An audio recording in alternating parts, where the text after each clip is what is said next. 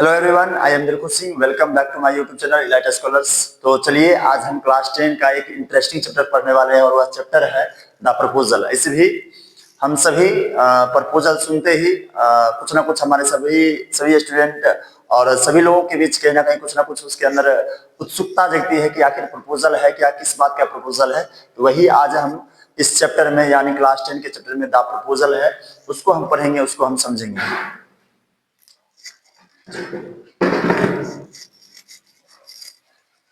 Hello everyone, I am Dilkhush Singh. Welcome back to my YouTube channel Elite Scholars. जैसा कि आप जान रहे हैं कि आज हम क्लास 10 का बहुत ही इंपॉर्टेंट चैप्टर यानी द प्रपोजल पढ़ने वाले हैं। और जैसा कि हम सभी जानते हैं कि प्रपोजल सुनते ही हम सबको कुछ ना कुछ होने लगता है कि आखिर प्रपोजल है तो किस प्रकार का प्रपोजल है। और प्रपोजल सुनते ही मैरिज प्रपोजल ज्यादा आता है, यानी प्रपोज करने की बात ज्यादा दिमाग में आता है। तो थोड़ा सा समझते हैं आखिर है क्या। ऐसे तो बता दें कि प्रपोजल का मतलब प्रस्ताव भी होता है ना। आप आप दूसरा चीज नहीं सोच के आप प्रस्ताव भी सोच सकते हैं, लेकिन समझते हैं कि आखिर यहाँ प्रपोजल का मीनिंग क्या है ना। तो चलिए हम समझते हैं, जो कि बहुत ज्यादा इंटरेस्टिंग चैप्टर है द प्रपोजल। तो समझते हैं और बहुत ही इंपॉर्टेंट चैप्टर है। थोड़ा सा चैप्टर बड़ा होगा, लेकिन आप पढ़िएगा तो बहुत ही अच्छे तरीके से समझ में आएगी और हम बहुत अच्छे तरीके से समझाएंगे। तो थोड़ा सा ध्यान से समझिएगा, पढ़िएगा, ठीक है। तो चलिए शुरू करते हैं द प्रपोजल।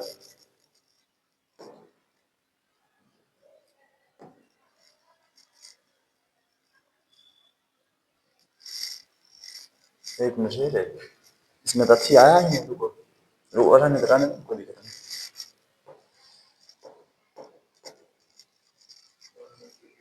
हैं? क्या चीज यहाँ से आएंगे। आ जाएगा। हम सोचे भाई ये क्या हो गया, हाइलाइटर ले लें क्या? हाइलाइटर ले लें, रंगने के लिए हाइलाइट नहीं बढ़िया होगा।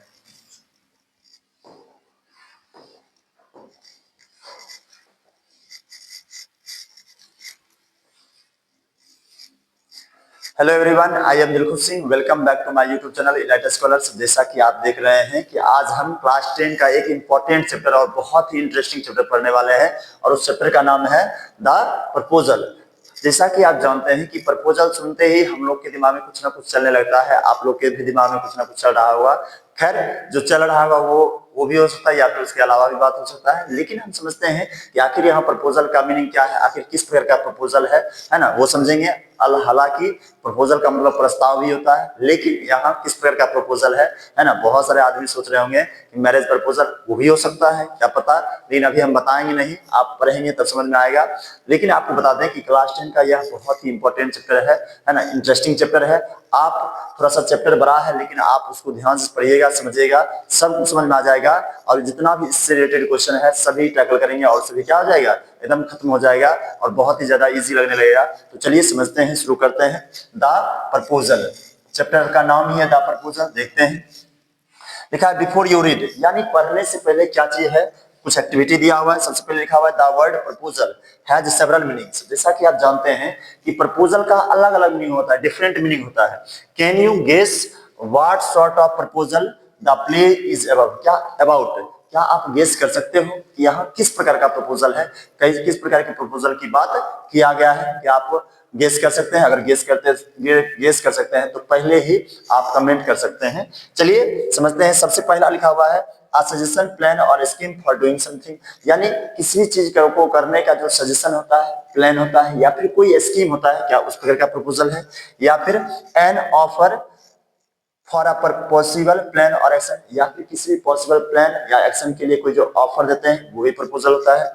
या फिर the act of asking someone's hand in marriage, या फिर जो आप समझ रहे हैं तीसरी बात कि शादी के लिए जो प्रपोजल होता है, क्या उस प्रकार के प्रपोजल की बात किया गया है। तो हम समझेंगे, हम बता देते हैं कि जो आप सोच रहे हैं वही बात है, यानी यहाँ कहीं ना कहीं मैरिज से रिलेटेड ही प्रपोजल है। तो चलिए अब हम आगे बढ़ते हैं, ध्यान समझते रहिएगा आप।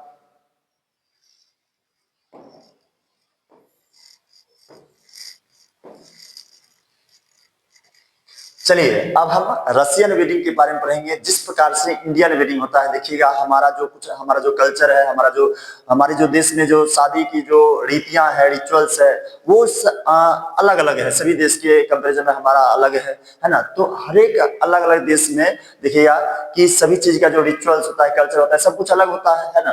तो हम देखते हैं रशियन वेडिंग, है ना। रशियन सुन के तो और मजा आ रहा होगा। तो रशियन वेडिंग देखते हैं। लिखा हुआ है, do you know anything about a Russian marriage ceremony? क्या आप रशियन मैरिज सेरेमनी के बारे में कुछ जानते हैं क्या, है ना। आप अगर जानते हैं तो बताइए। Read this article about a Russian wedding. ये जो आर्टिकल है ना, यह पढ़ेंगे, यह रशियन वेडिंग के बारे में है, समझते हैं। लिखा हुआ है, preparations for a Russian wedding. Russian wedding is a very simple. मतलब सबसे पहले आप जानते हैं कि वेडिंग है, शादी है, तो प्रिपरेशन इज इंपॉर्टेंट, है ना, क्वाइट इंपॉर्टेंट। अब देखिए, अब preparation of for a Russian wedding, Russian wedding का जो प्रिपरेशन है उसके बारे में हम पढ़ते हैं। Russian wedding is very simple. Russian wedding जो होता है ना, वह बहुत ज्यादा सिंपल होता है।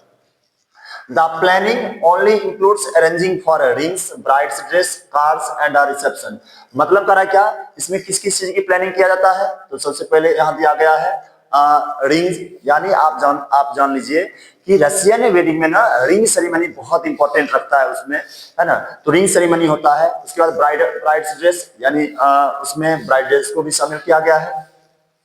उसके बाद कार्ड्स एंड रिसेप्शन, यानी रिसेप्शन जानते हैं ना, रिसेप्शन में बहुत सारे लोग आते हैं, मिलते हैं, है ना, एंजॉय करते हैं। तो रशियन वेडिंग का जो प्लानिंग होता है ना, इस प्लानिंग में ये सबको रखा गया है। तो बताइए किस किस चीज को रखा गया है? तो प्लानिंग ओनली, प्लानिंग क्या क्या इंक्लूड किया गया है?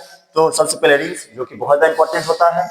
ब्राइडल ड्रेस, है ना, ब्राइड्स ड्रेस, यानी दुल्हन जो ड्रेस पहनती है, जो गाउन पहनती है, जो भी पहनती है कपड़ा, उसको भी इंपॉर्टेंट रखा गया, उसका भी जगह इंपॉर्टेंट है। कार्ड्स, है ना, कार्ड्स आपको हम बताएंगे बाद में जाके कि कार्ड्स से रिलेटेड एक रिचुअल्स भी होता है, वो भी है। उसके बाद रिसेप्शन, रिसेप्शन जो होता है, रिसेप्शन तो जानते होंगे कि आप इंडियन कल्चर में भी रिसेप्शन होता है, यानी हमारे जगह, हमारे यहाँ भी क्या होता है, रिसेप्शन होता है, ठीक है ना। Earlier the brides family paid for the reception. सबसे पहले क्या होता था, पहले के जमाने में ब्राइड का जो फैमिली है, यानी दुल्हन का जो परिवार है ना, वह क्या करते थे, उनको कहीं ना कहीं पे करना होता था।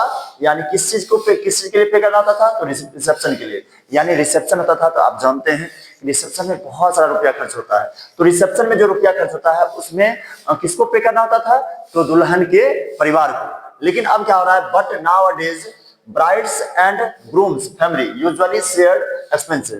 लेकिन अब जो है ना, ब्राइड्स और ग्रूम, यानी कहने के लड़का और लड़की दोनों पक्ष के परिवारों को क्या किया जाता है, दोनों पक्ष के परिवार जो है ना, वह क्या करते हैं, कंट्रीब्यूट करते हैं किसमें, रिसेप्शन के लिए, यानी कहीं ना कहीं शेयर करते हैं एक्सपेंस, यानी खर्चे को बांट लेते हैं। अब अकेले किसी एक आदमी पर जिम्मेदारी नहीं होती है कि आप रिसेप्शन का जितना भी खर्चा होता है आप दीजिए। लेकिन अभी देखिए, जिस प्रकार से आप हम लोग की जगह देखिए, हमारे भारत में देखिए, तो अगर शादी होता है ना, तो लड़की के परिवार वालों को क्या करना होता है, टोटल खर्चा उठाना पड़ता है। अभी तक तो यही देखा जाता है। लेकिन रशियन वेडिंग में जिससे आपको बताया गया है कि पहले रशिया में भी पहले क्या होता था कि लड़की वालों को ही खर्चा उठाना पड़ता था। लेकिन अब जो है ना, अब बातें बदल गई है। अब क्या होता है कि अब लड़का और लड़की दोनों पक्षों का जो परिवार होता है ना कहीं दोनों क्या करते हैं, रुपया को एक्सपेंस करते हैं, शेयर करते हैं, खर्च करते हैं, कंट्रीब्यूट करते हैं।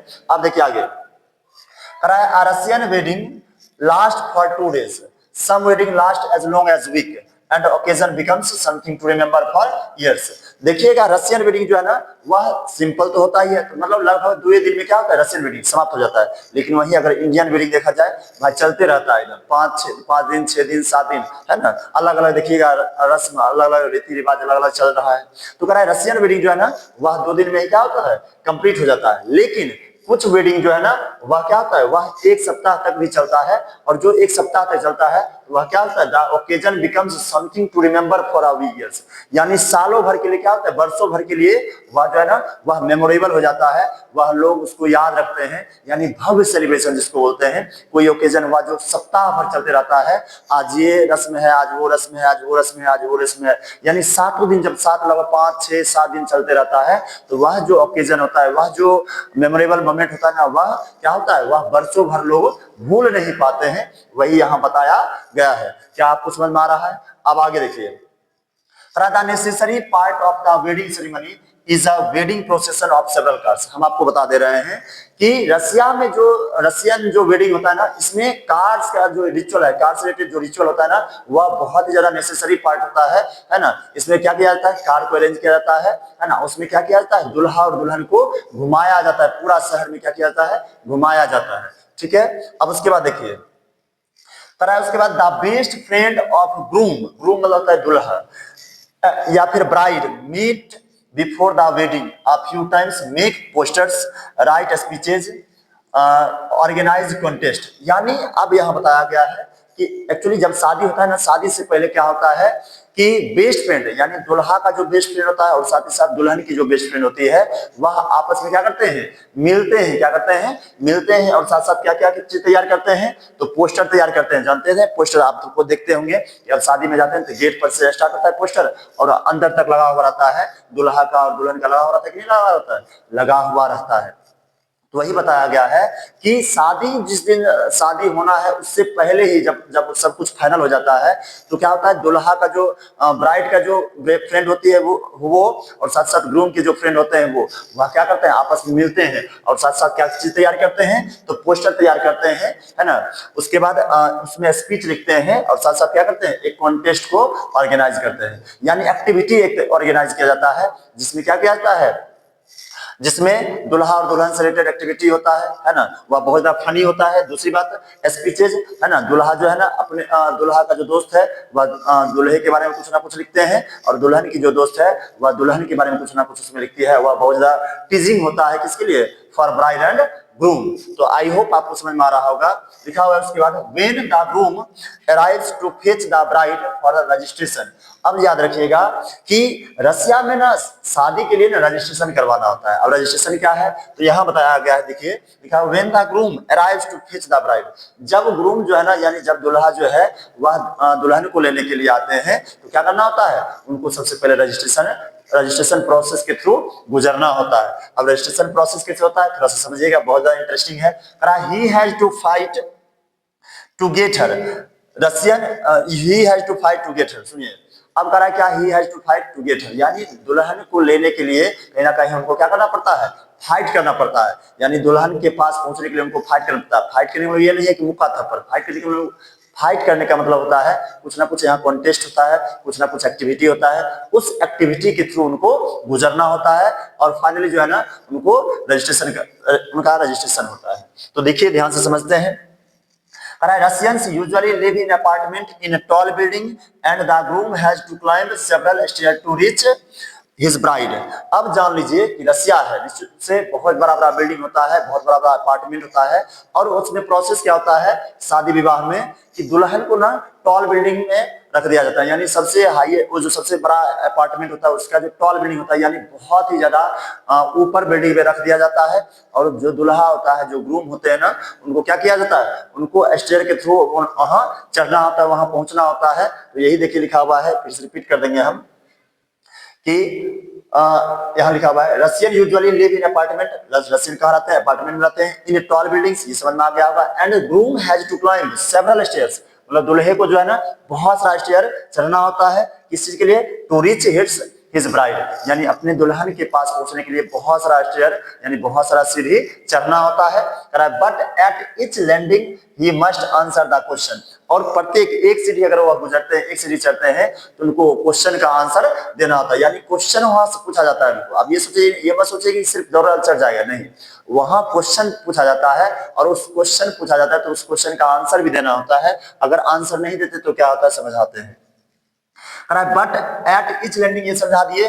To be allowed to go up, the bride's friend ask difficult questions about the bride.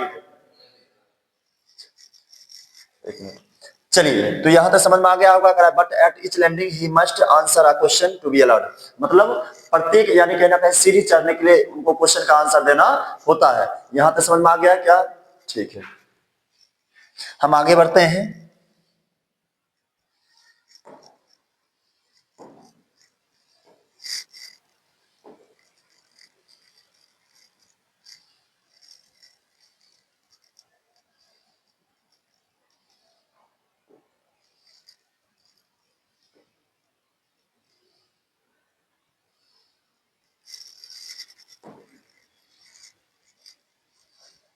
एक कलम ले लो, ये टाइम याद रख कर लिख लो, जहां जहां रोकोगे ना अति करने में बढ़िया होगा एडिट करने में। जो कोनो पेज है, कौन टाइम लगेगा पता है, वहाँ टाइम देख लो कितना चलता है। हाँ, जहाँ जहाँ या फिर जहाँ जहाँ चलना नहीं है।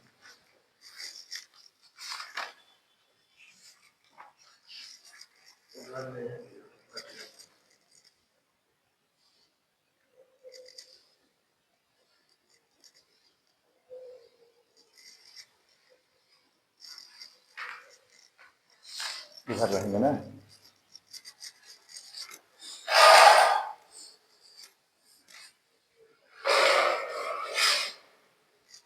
ठीक इधर है, ठीक ये कैसे हैं? ये तो फिर कैसे आता है? हाँ हाँ, इधर देखना, इधर देखते रहना। चलो लिख लो टाइम, मोबाइल टाइम देखो कितना बजे वीडियो चल रहा है, ठीक है ना।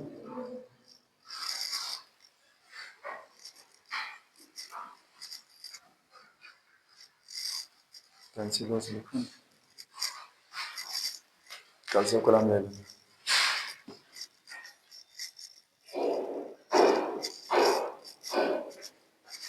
चलिए तो हम बताते हैं, हम यहाँ शुरू करते हैं।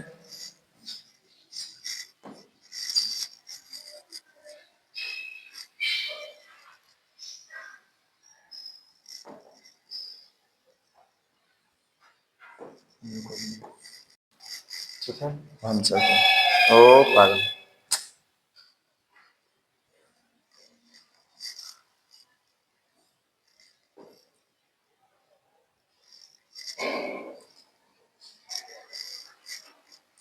चलिए तो पहले हम आगे बढ़ते हैं।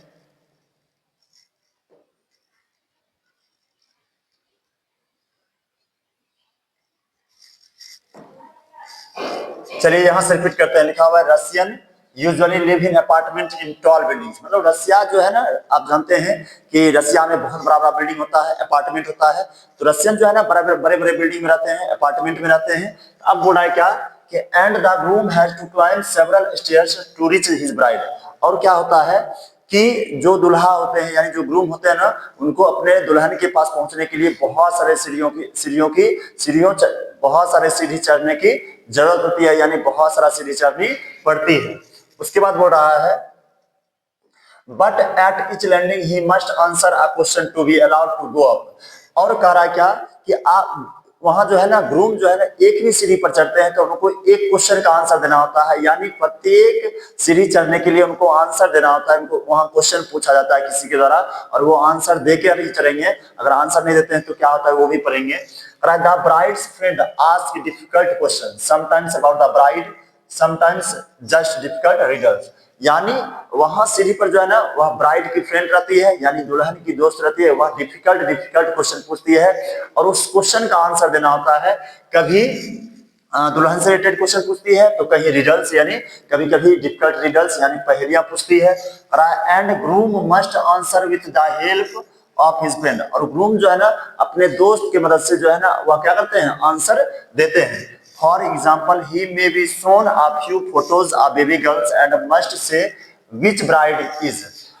एग्जाम्पल के तौर पर अगर मान लीजिए कि कभी कभी क्या होता है कि वह दुल्हन की जो दोस्त है ना वह दुल्हन की एक बच्चा बच्चा वाला जो फोटो होता है ना वह दिखाती है और पूछती है, यानी बहुत सारा फोटो रहता होगा वह दिखाती होगी, है ना। यह रिचुअल्स है, वह बहुत सारा फोटो दो चार फोटो रखती है अलग अलग बच्चे की और दिखाती है और वो कहती है कि बताइए इसमें कौन आपकी दुल्हन है ना। ये तो हम लोगों में भी होता है, एक रिचुअल्स है, हमको याद है ना। खैर मेरा साथी नहीं हुआ है, ये बात नहीं कर रहे हैं। दूसरे दोस्त में देखे हैं if he guesses wrong he must pay cash to move ahead. करा क्या अगर वह गलत गेस करते हैं यानी दुल्हा जो है ना अगर वह गेस नहीं कर पाते हैं सही तो उनको क्या करना होता है, उनको पे करना होता है कैश, यानी कुछ ना कुछ रुपया पे करना होता है। ठीक है, उसके बाद हम आगे पढ़ेंगे समझेंगे।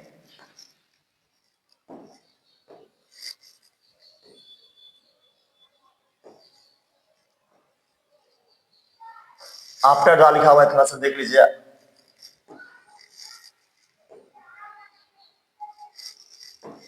चलिए, तो after the marriage registration the newly married couples live guest for a tour of the city site. यानी अब क्या होता है आपको हम बता दिए कि हम सबसे पहले समझ गए कि रसिया में ग्रूम जो है ना, जब वह अपने ब्राइड के पास आते पहुंचते हैं ब्राइड को लेने के लिए, तो सबसे पहले रजिस्ट्रेशन के प्रोसेस के थ्रू गुजरना होता है। रजिस्ट्रेशन प्रोसेस क्या होता है कि उनको जो है ना, दुल्हन को जो है वह टॉल बिल्डिंग पे रखा जाता है किसी भी अपार्टमेंट में, और ग्रूम को जो है ना प्रत्येक सीढ़ी चढ़ना होता है, मतलब बहुत सारा सीढ़ी चढ़ना होता है। और सीढ़ी चढ़ने एक एक सीढ़ी चढ़ने के थ्रू वहां जो है ना एक एक हर एक सीढ़ी चढ़ने पर क्या होता है, क्वेश्चन पूछा जाता है किसके द्वारा, तो बाय हर फ्रेंड्स, यानी बाय ग्रूम्स फ्रेंड्स, यानी सॉरी माफी चाहेंगे, बाय मेंशन कर लो, बाय ब्राइड्स फ्रेंड, यानी ब्राइड के फ्रेंड के द्वारा जो है ना क्वेश्चन पूछा जाता है, डिफिकल्ट क्वेश्चन पूछा जाता है। अगर वह क्वेश्चन का जवाब नहीं देते हैं तो उनको कहीं ना कहीं पे करना होता है कैश। और उसके बाद जब फाइनली वह पहुंचते हैं वहां तक, तो क्या होता है, वह रजिस्ट्रेशन कंप्लीट होता है। और जब रजिस्ट्रेशन कंप्लीट होता है तो न्यूली मैरिड कपल, बस हो गया, रिंग सेरेमनी हो जाएगा। और वो जो मैरिड कपल है ना, वह क्या होता है, वो कहाँ भेजा जाता है उनको, the newly married couple leaves the guest for a tour of the city side. तब क्या होता है, उनको घुमाया जाता है पूरे शहर में, जो है ना, जो अभी कार का बताए थे, कार वाला रिचुअल्स उसी में होता है। यानी जो अब दोनों दूल्हा और दुल्हन को क्या किया जाता है, पूरे शहर घुमाया जाता है। After 2 or 3 hours of the city tour, the couple arrives at the reception। जब 2 या 3 घंटा लगभग पूरे सिटी टूर जब हो जाता है, यानी घूम लेते हैं, तो वह कहाँ पहुंचते हैं फाइनली, रिसेप्शन, जहां रिसेप्शन होना है वहां पहुंचते हैं। उसके बाद कर रहा है क्या कि the couple seats at a specially arrange table, यानी कपल को कहाँ बिठाया जाता है, अरेंज टेबल रहता है, एक टेबल रहता है, उसमें अरेंज किया हुआ रहता है। आप देखते हैं हम लोग में भी क्या होता है, कपल जहां भोज भात होते रहता है, जहां पार्टी होते रहता है, वही कपल को बैठाया जाता है और वहां खाना खिलाया जाता है। तो इसी प्रकार से बोला जा रहा है कि the couple seats at a specially arrange table, यानी रिसेप्शन जहां होना होता है वहां आते हैं कपल और उसको अरेंज टेबल पर बैठाया जाता है, किसके साथ, तो with their family friends and invited guest, यानी उसके परिवार, दोस्त और साथ ही साथ जितना भी गेस्ट इनवाइटेड होते हैं उनके बीच वो क्या किया जाता है, बैठाया जाता है। और उसके बाद the reception start with a toast to the couple. Reception जो है ना स्टार्ट होता है टोस्ट के साथ। अब टोस्ट क्या होता है वो समझते हैं। देखिए लिखा हुआ है, a wedding toast is a custom. Wedding toast जो है ना एक कस्टम है, एक रिवाज है, एक रीति है। वेयर अ क्लोज फ्रेंड और relative of the groom or bride says a few words to wish the couple, then everyone raise their glass of wine and drink it up। सुनिए, ये जो टोस्ट है ना, यह एक कस्टम है, यह एक रिवाज है, जहां उनका जो दोस्त है ना, साथ ही साथ रिलेटिव है ना ग्रूम का और ब्राइड का, वह क्या करते हैं, वह कुछ शब्द बोलते हैं, यानी कहीं ना कहीं अपना ब्लेसिंग देते हैं, आशीर्वाद देते हैं। यही एक रिवाज है, टू विश द कपल, यानी कपल को विश करते हैं, कपल को अपना ब्लेसिंग देते हैं। देन और उसके बाद क्या होता है, एवरीवन जितना भी वहां लोग होते हैं सब क्या करते हैं, वहां वाइन चलता है एकदम जबरदस्त लेवल पर, है ना। Everyone raise their glass of wine, और सब क्या करते हैं, वाइन का ग्लास लेते हैं एंड ड्रिंक इट अप, और उसको क्या करते हैं, एंजॉय करते हैं, उसको कंज्यूम करते हैं एट द सेम मोमेंट, उसी समय। आगे देखिए, the groom is then asked to kiss the bride, और फाइनली जो है ना ग्रूम को बोला जाता है, दुल्हा को बोला जाता है कि दुल्हन को क्या करने के लिए, ब्राइड को किस करने के लिए। आफ्टर अ फ्यू टोस्ट, और ये टोस्ट होने के बाद क्या होता है, यह कस्टम होने के बाद people starts eating and drinking and generally have fun. लोग जो है ना वह खाना पीना और एंजॉय करना शुरू कर देते हैं। After some time the bride gets stolen, और कुछ ही देर के बाद क्या होता है, ब्राइड को स्टोल कर लिया जाता है, चुरा लिया जाता है, किसके द्वारा, तो लिखा हुआ है सी डिसअपियर्स, वह गायब हो जाती है।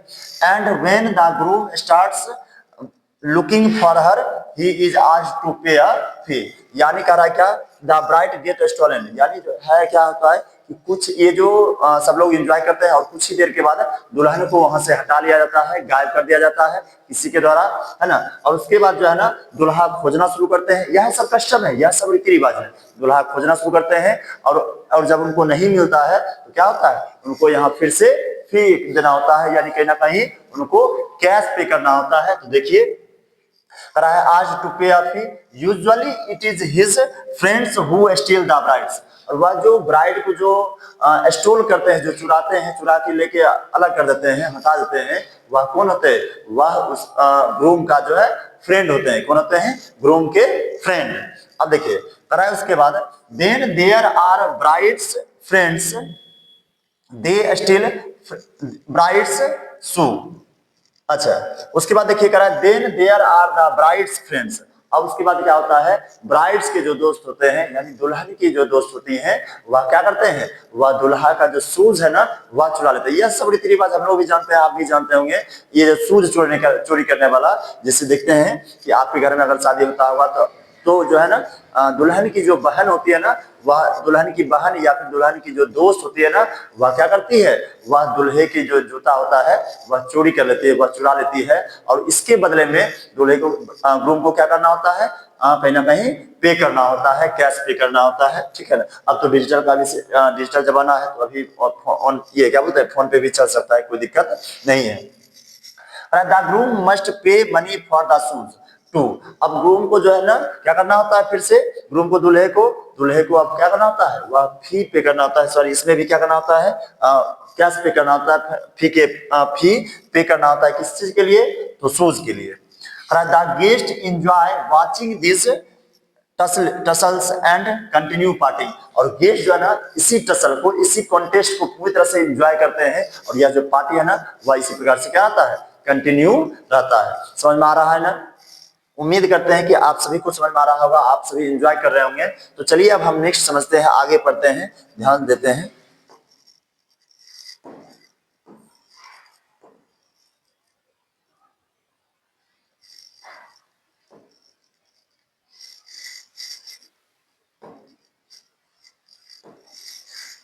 Do you think India and Russian wedding have any custom in common? क्या आपको लगता है कि भारत का जो है और साथ ही साथ रशिया का जो वेडिंग कस्टम है, क्या इसमें कुछ कॉमन है? बिल्कुल, सूट चोरी करने वाला कॉमन हो गया, पहले चित्र देख लीजिए, है ना।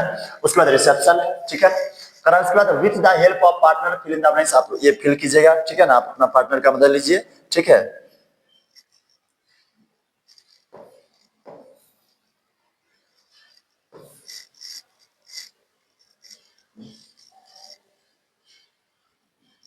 The proposal originally titled a marriage proposal. ये जो प्रपोजल है ना, यह ओरिजिनली क्या टाइटल्ड किया गया है? The proposal originally titled a marriage proposal. यानी प्रपोजल को ना, प्रपोजल जो है ना, किससे टाइटल्ड किया गया है? मैरिज प्रपोजल से। जानते हैं, प्रपोजल सुनते ही हमको लगता है मैरिज प्रपोजल हुआ, निश्चित रूप से। Is a one act play. ये जो द प्रपोजल है ना, यह एक वन एक्ट प्ले है by the Russian short story writer and dramatist Anton Chekhov. यानी यह किसके द्वारा लिखा गया है? तो रशियन शॉर्ट स्टोरी राइटर और साथ ही साथ ड्रामेटिस्ट, ये जो एंटन चेकोव है ना, यह क्या है? यह शॉर्ट स्टोरी राइटर है और साथ ही साथ क्या है? ड्रामेटिस्ट है, यानी ड्रामा भी लिखते हैं। उन्हीं के द्वारा क्या किया गया है? द मैरिज प्रपोजल यानी द प्रपोजल को लिखा गया है। It was written in 1888 to 1889। यानी कब लिखा गया? तो यहाँ टाइम दिया गया है, आप याद रखिएगा। The play is about the tendency of wealthy families to ties with other. यहाँ ये मेरा है, लिखो लिखो लिखो, वहाँ लिखो।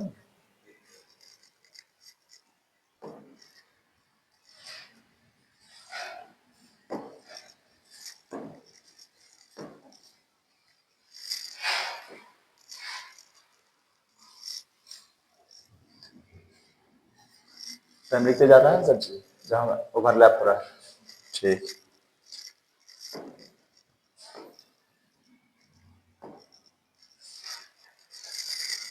The play is about the tendency of wealthy families to seek ties with other wealthy families। यानी ये जो प्ले है ना, या the play is about tendency of wealthy families. इसमें क्या होता है? ये जो नाटक है ना, या किसके बारे में है? इसमें होता क्या है कि वेल्दी फैमिली जो है ना, वह दूसरे वेल्दी फैमिली से क्या करते हैं? टाइड अप करना चाहते हैं। यानी आप जानते होंगे, शादी विवाह भी कहीं ना कहीं इस औहदे को देख कर किया जाता है कि वह अमीर, हम जिस प्रकार से अमीर हैं वैसे ही वो अमीर आदमी है या नहीं।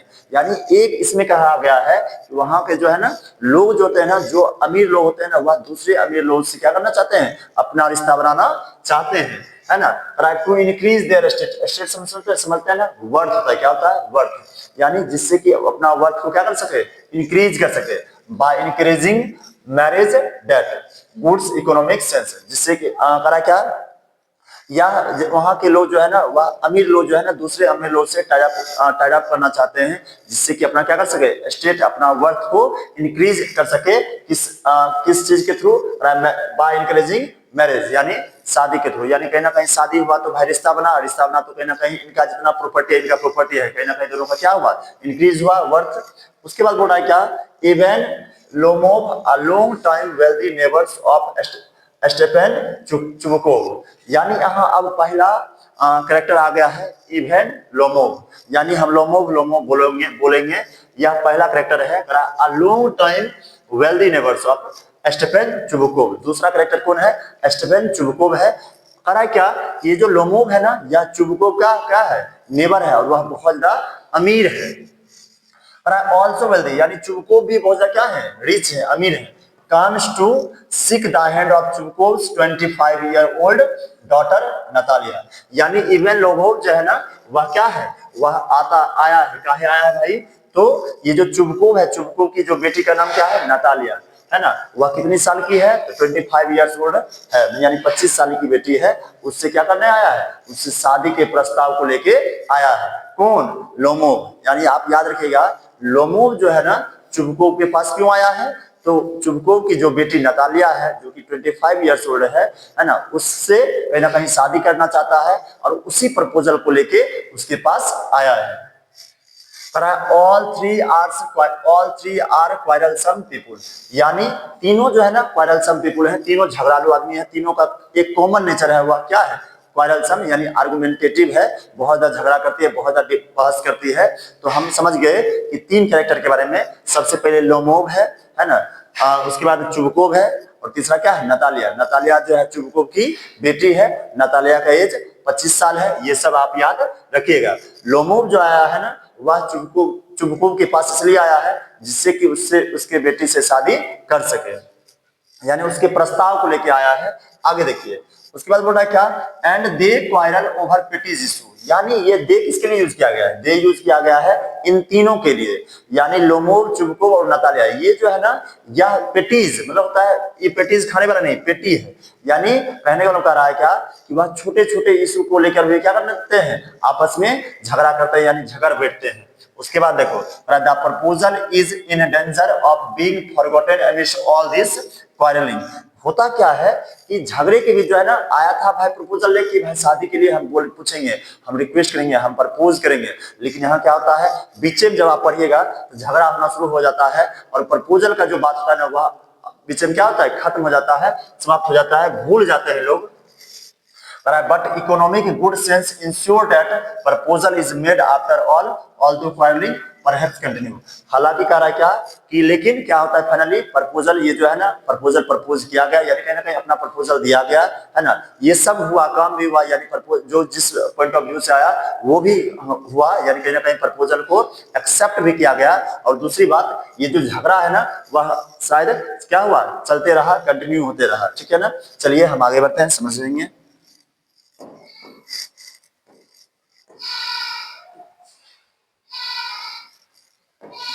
तो अब कैरेक्टर के बारे में दिया है। सबसे पहला कैरेक्टर कौन है, स्टेफेनोविच चुबकोव, पूरा नाम दिया गया है, पूरा नाम इसके बाद बोलेंगे नहीं, है ना।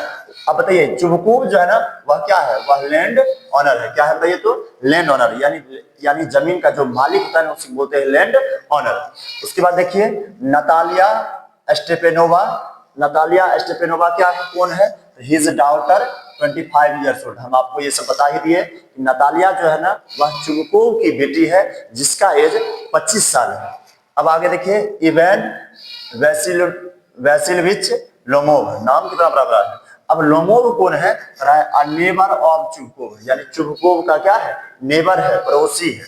A large and hearty but very suspicious है, बहुत ज्यादा हर्टी अच्छा है, हर्टी दिल का है, हर्टी है। और दूसरी बात कह रहा है कि बट वेरी सस्पिशियस, यानी बहुत ज्यादा सस्पिशियस आदमी है, लेकिन ये भी क्या है, लैंड ऑनर है। तो ये तीनों का आप तीनों कैरेक्टर के बारे में जान गए, तीनों कैरेक्टर कौन है, कैसे है, क्या है। अब चलिए आगे समझते हैं। करा a drawing room is in Chubukov house, यानी चुबको के घर में क्या है, एक ड्राइंग रूम है। अब देखिए लोमोव इंटर्स, लोमोव इंटर करता है, वियरिंग अ ड्रेस, ड्रेस को पहने हुए रहता है, जैकेट एंड व्हाइट ग्लव, यानी ड्रेस में क्या क्या पहने हुए हैं, जैकेट पहने हुए हैं, व्हाइट ग्लव्स पहने हुए हैं। चुबकुम्स राइजेस टू मीट हिम, चुबकुम जो है ना वह तुरंत क्या होता है, जैसे ही लोगों को देखते हैं तो चुबकुम क्या होते हैं, खड़े हो जाते हैं। अब आगे देखिए चुबकुम। अब देखिए यहाँ ध्यान से समझिएगा कि यहाँ अब नाटक टाइप का हुआ, ठीक है ना। तो चुबको है तो यानी चुबको बोलेंगे, समझिएगा चुबको ये सब बोला है ना। और ये जो ब्रैकेट के अंदर है ना कहीं उस समय एक्शन को परफॉर्म कर रहा होगा, परफॉर्म किया जाएगा जिस प्रकार से नाटक में देखते हैं वैसे होगा। लोमोव यहाँ है तो लोमोव बोल रहा होगा, तो इस प्रकार से आप समझिएगा। लिखा हुआ है Chubukov, my dear fellow whom do I see, even vessel which I am extremely glad। अब बोला my dear fellow whom do I see, यानी कैसे मिलना हुआ, कैसे आए तुम, बहुत ज्यादा मैं खुश हूँ, बहुत ज्यादा मैं एक्साइटेड हूँ। यहाँ लिखा हुआ ना कि आई एम एक्सट्रीमली ग्लैड, मैं बहुत ज्यादा खुश हूँ। एक्सक्यूजेज हिज हैंड, अपने हैंड को क्या करते हैं, स्क्वीज करते हैं, तो ये एक्शन परफॉर्म हो रहा है, ठीक है ना। And now this is a surprise my darling, है ना कहीं यह बोल रहे हैं क्या कि मेरे लिए यह शॉकिंग सा है, सरप्राइजिंग सा है। हाउ आर यू, बताओ कैसे हो, ठीक है ना। तो हाउ आर यू हालचाल पूछ रहे हैं, लोमो कर रहा है thank you and how may you be getting on. अब वह लोमो भी पूछते हैं बताइए आपका कैसा चल रहा है, क्या हालचाल है, कैसे हैं, ठीक है ना। अब देखिए Chubukov we just get along somehow my angel, मैं किसी प्रकार से मैं बहुत अच्छा चल रहा हूँ, थैंक्स टू योर प्रेयर्स, यानी पूछने के लिए धन्यवाद, है ना। आप तुम्हारे सबके आशीर्वाद से कैसे मैं क्या कर रहा हूँ, जी रहा हूँ। एंड सोन, और उसके बाद हो जाता है एंड सोन, और ये सब बात बताते हैं। अब दिख रहा है कि नहीं दिख रहा है,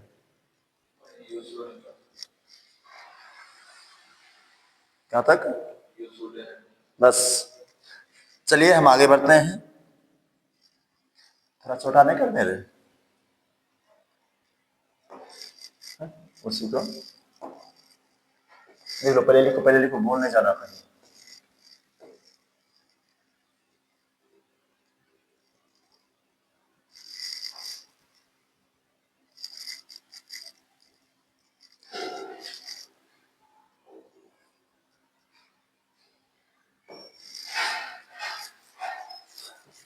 चलिए तो अब चुबको बोल रहे हैं we just get along somehow my angel thanks to your prayers and सोन।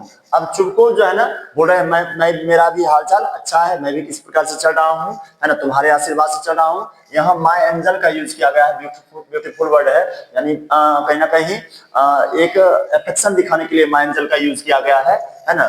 प्यार से बोल रहे हैं sit down please do now you know you should not forget all about your neighbours my darling. फिर से माय डार्लिंग का use किया गया, यानी कहीं ना कहीं प्यार को जताने के लिए यूज किया गया है। तो बोल रहे हैं क्या अब कि now you know you should not forget all about your neighbours. अब बोल रहे हैं चुबको कि तुमको ये भी जानना चाहिए कि अपने नेबर्स को भूलना नहीं चाहिए, यानी कहने का मतलब क्या है कि तुम आते नहीं हो मिलने के लिए, तुम आया करो मिलने के लिए, हाल चाल पूछा करो, हम भी हाल चाल पूछा करेंगे, है ना। नेबर कभी भी नेबर को भूलना नहीं चाहिए, ठीक है ना।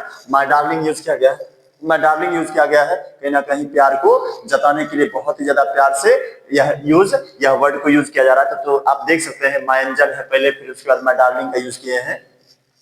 हम देखेंगे उसके बाद फिर से my dear fellow why are you so formal in your getup, evening dress, gloves and so on. अब पूछ रहे हैं कि तुम जो है ना बहुत ज्यादा फॉर्मल दिख रहे हो, यानी ये जो हैंड टेल पहने हुए हो कपड़ा, है ना, आखिर बात क्या है, why are you so formal in your getup, तुम्हारा गेटअप फॉर्मल क्यों है ना। इवनिंग ड्रेस समझते हैं ना, यानी इवनिंग ड्रेस में क्या हुआ, पार्टी वाला ड्रेस होता है, क्या होता है बताइए, तो पार्टी वाला ड्रेस, यानी तुम पार्टी वाला ड्रेस क्यों पहने हुए हो, है ना, ग्लव्स पहने हो, इसके अलावा जितना भी चीज है वो बताए हैं। Can you be going anywhere my treasure, फिर से माय ट्रेजर यूज किए हैं। तो ये सब जितना भी वर्ड होगा ना समझिएगा कहीं ना कहीं लवली वर्ड है, ब्यूटीफुल वर्ड है ना, प्यार को जताने के लिए, प्यार को दर्शाने के लिए यूज किया जा रहा है। तो वही बोल रहे हैं क्या, can you be going anywhere my treasure, क्या तुम कहीं जा रहे हो क्या। अब आगे देखिए लोमो क्या जवाब देता है, no I have come only to see you honoured Stepan Stepanovich. करा क्या, मैं केवल आपके पास आया हूं आपसे मिलने के लिए, मैं कहीं जा नहीं रहा हूं, मैं आपसे सिर्फ मिलने के लिए आया हूं। सोचिए इतना ड्रेस एकदम ताम झाम करके आया है किससे मिलने के लिए, तो लोमोव चुबकोव से मिलने के लिए आया है। चुबकोव देखिए क्या बोलता है, then why are you in the evening dress my precious, फिर से माय प्रीसियस का यूज किया गया है। फिर पूछ रहे हैं क्या, तो बताओ आखिर इवनिंग ड्रेस में क्यों आया है ना, my precious as if you are paying a new year's eve visit, और ऐसा लग रहा है जैसे तुम नए साल का जो विजिट होता है ना कहीं उसमें क्या कर रहे हो, उसमें जा रहे हो, उसमें कहीं ना कहीं आए हो, ठीक है ना। तो अब देखिए नया साल का जो विजिट होता है, कहीं ना कहीं नया साल है, न्यू ईयर है ना, साल का पहला दिन कितना हमारे लिए एक्साइटेड सा मोमेंट होता है, ठीक है ना, ये भी एक फेस्टिवल सा ही होता है। तो इसीलिए बोल रहे हैं कि ऐसा लग रहा है जैसे तुम कहीं ना कहीं क्या कर रहे हो, तुम जो है न्यू ईयर के विजिट में जा रहे हो यानी आए हो, ये भी बोल सकते हैं। अब देखिए Lomov well you see it like this take his arm I have come to you honour Stepan Stepanovich to trouble you with request. अब देखिए कह रहा है क्या, you see it's like this, बात ये है, अब वो क्या करता है, वह जो है ना चुबकोव का हाथ पकड़ लेते हैं, कौन, तो लोमोव कह रहा है I have come to you, मैं आपके पास आया हूँ, ऑनर्ड स्टेपेनोविच, है ना, नाम जितना बड़ा है कि बोलने वक्त मुंह टेढ़ा हो जाता है तो कराए I have come to you, फिर उसका नाम लेते हैं, उसके बाद करा क्या, to trouble you with a request, यानी एक रिक्वेस्ट लेके आया हूं, एक रिक्वेस्ट लेके आया हूं। Not once or twice have I already had privilege for applying to you for help, कराए अभी तक सिर्फ एक या दो बार नहीं, कितना बार मैं आपके पास रिक्वेस्ट लेके आया हूं, है ना, and you have always so to speak, और कहीं ना कहीं आप भी जो है ना हमेशा कहीं ना कहीं क्या किए हैं, मदद किए हैं, यानी हमारे रिक्वेस्ट को एक्सेप्ट किए हैं। I must ask you ask your pardon I am getting excited, है ना, फिर देखिए स्पीक बोलने वक्त ना रुक गए हैं, है ना, देखते हैं ना, सो टू स्पीक, और बोलते बोलते क्या हुआ, रुक गए, और रुकने के बाद जो है ना फिर से क्या कर रहे हैं, क्षमा मांग रहे हैं, कौन, Lomov, I must ask your pardon, है ना, क्षमा चाहेंगे, पार्डन मतलब समझते हैं ना, सॉरी की जगह पर बहुत ही ज्यादा फॉर्मली अगर आपसे किसी से क्षमा चाहते हैं तो आप पार्डन का यूज कर सकते हैं, बहुत अच्छा वर्ड है। तो वही बोल रहा है ask your pardon I am getting excited, यानी मैं बहुत ज्यादा क्या हूं, एक्साइटेड हूं, यानी कह रहा है क्या कि सुनिए कि मैं आपके पास आया हूं, एक रिक्वेस्ट को लेके आया हूं, और यही सब बताने वक्त क्या होता है कि वह अटर करने लगता है, वह रुकना शुरू हो जाता है, वह नर्वस सा फील कर रहा है क्योंकि वह बहुत ज्यादा एक्साइटेड है, इसलिए वह क्षमा मांगता है, ठीक है। अब देखिए करा क्या, I shall drink some water honoured Stepan Stepanovich, करा क्या, अब मैं जो है क्या करूंगा, मैं थोड़ा सा पानी पी लेता हूं, है ना, इसलिए क्योंकि मैं बहुत एक्साइटेड हूं, अब थोड़ा सा पानी पी लेता हूं, उसके बाद मैं क्या करूंगा, आपसे बोलूंगा, यानी जो रिक्वेस्ट है उसको बताऊंगा, ठीक है ना।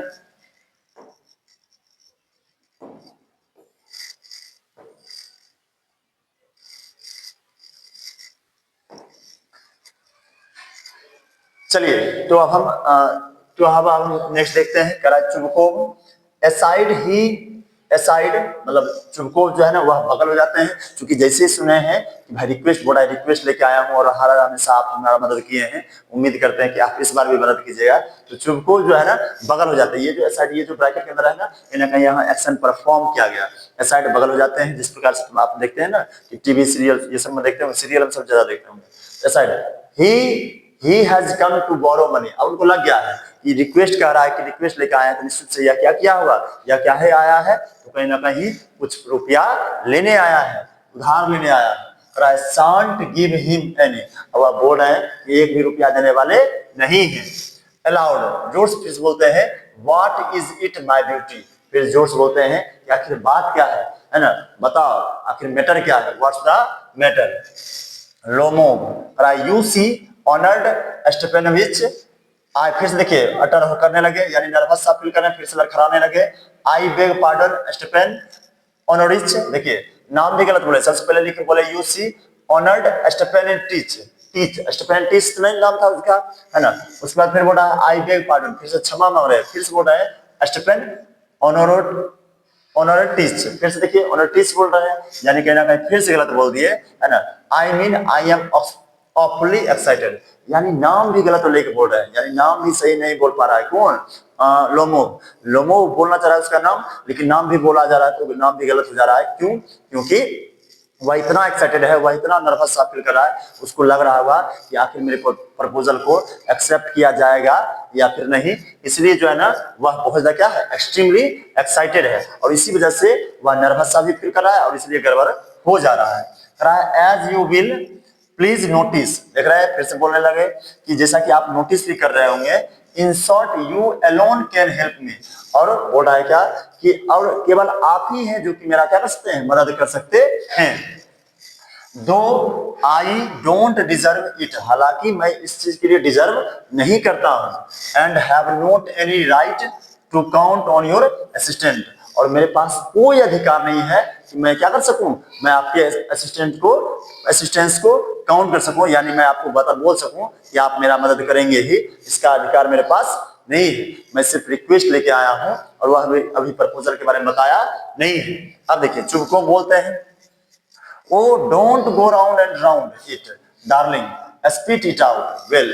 अब जो है ना चुबको बोलते हैं कि बार बार राउंड एंड राउंड मत इधर उधर बातें करो, इधर उधर की बातें मत करो, डायरेक्ट जो बात है ना वह खुल के बोलो। स्पीट में होता है थूकना, यानी कहने वाला क्या है कि क्लियर बात बोलो, इधर उधर की बातें मत करो। अब देखिए लोमोग वन मोमेंट, फिर से लड़खड़ाने लगते हैं, है ना। This is very minute, the fact is I have come to ask the hand of your daughter Natalia Stepanova in marriage। अब फाइनली जो है ना अपने प्रपोजल के बारे में बताते हैं कि मैं एक्चुअली इसलिए आया हूं जिससे कि मैं आपकी बेटी यानी नतालिया के लिए प्रपोजल लेके आया हूं, इसके लिए शादी के लिए, ठीक है ना। तो यहां तक समझ में आ रहा होगा। अगर देखिए हम जो पढ़ा रहे हैं कहीं भी लगता होगा कि प्रॉब्लम आ रहा है, सर समझ में नहीं आ रहा है, तो आप जरूर कमेंट कीजिएगा, या फिर मेरे अंदर जो गड़बड़ियां लगती होगी आप वो कमेंट कीजिएगा, या फिर मेरे अंदर जो अच्छा ही लगता होगा कि नहीं ये सर बेहतरीन समझा दिए, बहुत अच्छा समझ में आ रहा है, तो वो भी जरूर कमेंट कीजिएगा। लेकिन हम आपसे रिक्वेस्ट करते हैं कि कमेंट जरूर कीजिएगा जितने स्टूडेंट यहाँ देख रहे हैं। चलिए तो हम आगे बढ़ते हैं।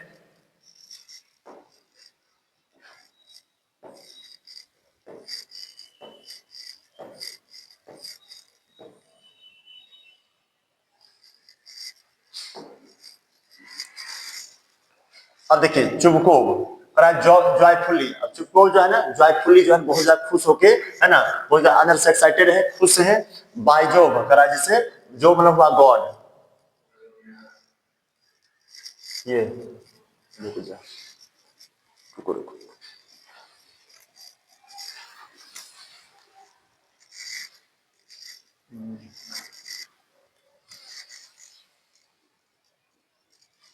कितना मिनट हो गया रे,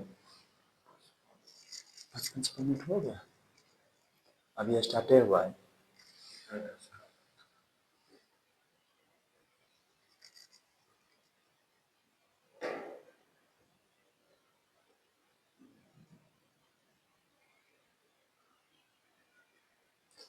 इसमें को जाना पड़ेगा।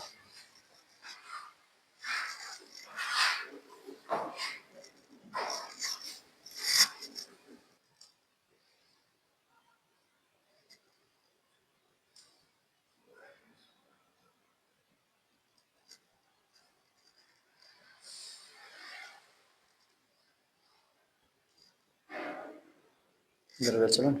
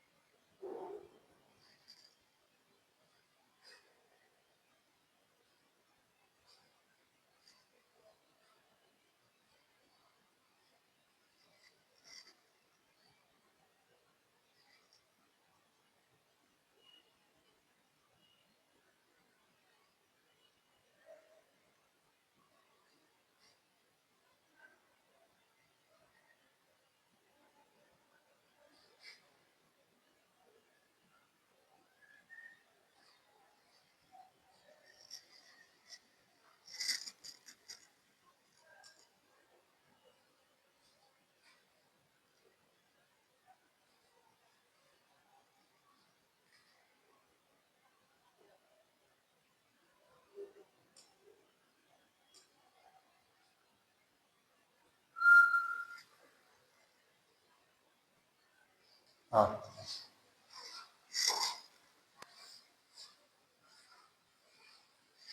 फिर एक बार जा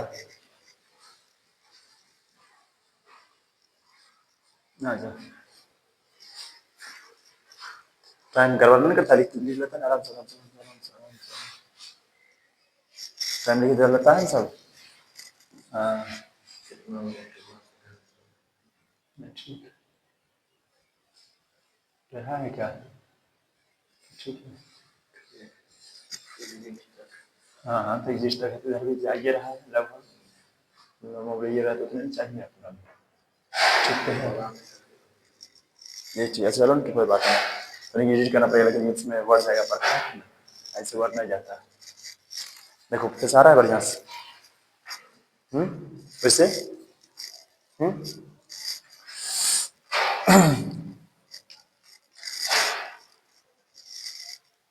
ऊपर नहीं आ रहा था इसे क्या, ये नहीं आ रहा था ना, फिर से इसको इरेज कर दें,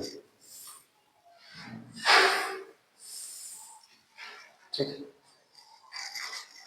चलिए अब देखते हैं चुबको लिखा हुआ है जॉयफुली बाय जोब इवन वेसिल विच से it again I did not here it all, यानी आप बोल रहे हैं, रुको रुको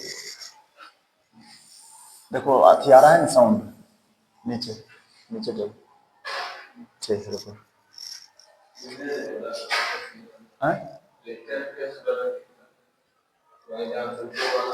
यहाँ से ठीक ना,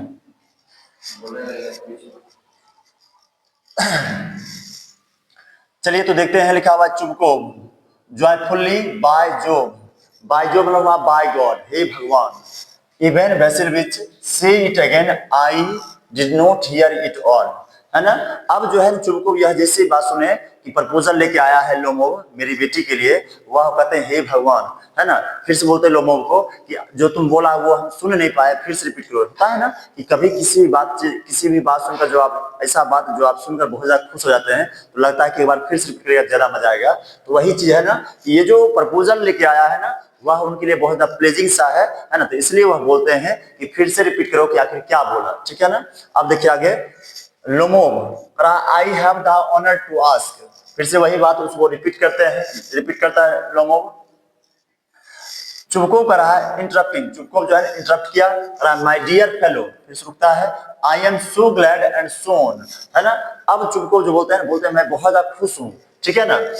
yes indeed and that sort of thing embraces and kisses Lomov, वह क्या करते हैं बिल्कुल बिल्कुल जो तुम प्रपोजल लेके आए हो मुझे भी बहुत अच्छा लगा, है ना। वह क्या करते हैं इम्ब्रेस होता है गले लगाना, यानी लोमोव से गले मिलते हैं, है ना। उसके बाद क्या करते हैं बताइए, तो उसके बाद 1 मिनट पॉज करो, यस इंडीड कोई बात नहीं, चला गया सुन लीजिए, हम फिर से रिपीट करने की कोशिश करेंगे। लिखा हुआ है सुनिए, लिखा हुआ है yes indeed and that sort of thing impresses and kisses Lomov. अब क्या करते हैं चुबको, है ना, लोमोव जो प्रपोजल लेके आया है उससे बहुत ज्यादा खुश होने के बाद वह उसको इम्प्रेस करते हैं, गले लगाते हैं और फिर से उसको किस करते हैं। I have been hoping for it for a long time, मैं इस चीज को जो है ना लंबे समय से यही चीज की उम्मीद कर रहा था, आशा कर रहा था। It has been my continual desire, यानी यह मेरा कंटिन्यूअल डिजायर था, यह मेरा इच्छा था कि तुम जो है ना हमारी बेटी से क्या करो, शादी करो। फिर लिखा हुआ है शेड्स अ टीयर, और फिर से आंख से आंसू गिरने लगता है और यह खुशी के आंसू होता है। And I have always loved you, और मैं तुमको हमेशा क्या करता हूँ, प्यार करता हूँ और प्यार करता रहूंगा। माय एंजल, वही चीज प्यारा सा वर्ड है, as if you were my own son, ऐसा लगता है ना। और यह इस प्रकार से इतना ही नहीं कर रहा है, यानी कि लगता है, ऐसा लगता है तुम्हारे बारे में जैसे तुम मेरा अपना बेटा हो, तुमसे इतना प्यार करते हैं, ठीक है। May God give you both his help and his love and so on. अब देखिए आशीर्वाद भी देना शुरू कर देते हैं कि भगवान जो है ना वो क्या करे, बहुत ज्यादा खुश रखे, हमेशा खुश रखे। उसके अलावा देखिए and so much hope what am I behaving in this idiotic way for, और इतना नहीं, अब उसके बाद फिर बोल रहा है क्या, गिव यू बोथ, देखिए यानी यहाँ सोच लीजिए, यहाँ अभी शादी हुआ नहीं कि दोनों का आशीर्वाद देना शुरू कर दे उसके पिताजी, यानी चुबकोव नतालिया के पिताजी, कि भाई भगवान करे कि तुम दोनों को हमेशा भगवान खुश रखे, है ना, तुम्हारे सारे कामनाएं पूरा हो जाए, ठीक है। उसके बाद ये सब आशीर्वाद देने के बाद क्या कहते हैं, देखिए करा क्या कि What am I behaving in this idiotic way for? यानी आप खुद से बोलते हैं एक्चुअली कि हम क्या इडियोटिक वे करना शुरू कर दिए, यानी इडियोटिक है ना, मतलब इडियट सा हो गया भाई, अभी शादी हुआ नहीं, आशीर्वाद भी देना शुरू कर दिए हैं। करा I am of my balance with Joy, absolutely of my balance, और आप खुद से रिक्वेस्ट एक्सेप्ट करते हैं मन ही मन कि हम जो है ना ऑफ माई बैलेंस हो गए, यानी कहीं ना कहीं है ना अनबैलेंस हो गए। इसी क्लास में क्लास होता है, क्लास नहीं तो हम हट जाएंगे, आधा घंटा लग सकता है। आप हमको बोल दीजिए, ठीक।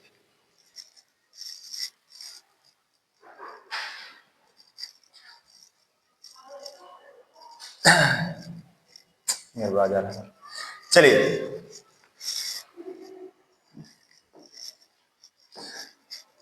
तो कहीं ना कहीं वो जो है ना अपने बैलेंस को खो बैठे थे, कौन, तो ये क्या बोलते हैं, क्या नाम था, चुबकोव। चुबकोव जो है ना अपने बैलेंस को खो बैठते हैं, वह अनबैलेंस हो जाते हैं, उनको समझ में नहीं आता कि भाई आखिर बोल क्या रहे हैं, आखिर कर क्या रहे हैं, कौन सा एक्शन परफॉर्म कर रहे हैं। उसके बाद देखिए कह रहा है कि O with all my soul I will go and call Natasha and all that, है ना।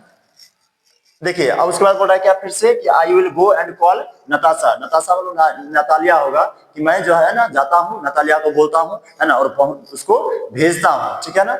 नेक्स्ट देखिए समझिए, लोमोव लिखा हुआ है greatly moved honoured Stepan Stepanovich, do you think I may count on her consent, क्या आपको लगता है, अब लोमोव जो है ना वह क्या बोलते हैं, चुबकोव को बोलते हैं कि क्या आपको लगता है कि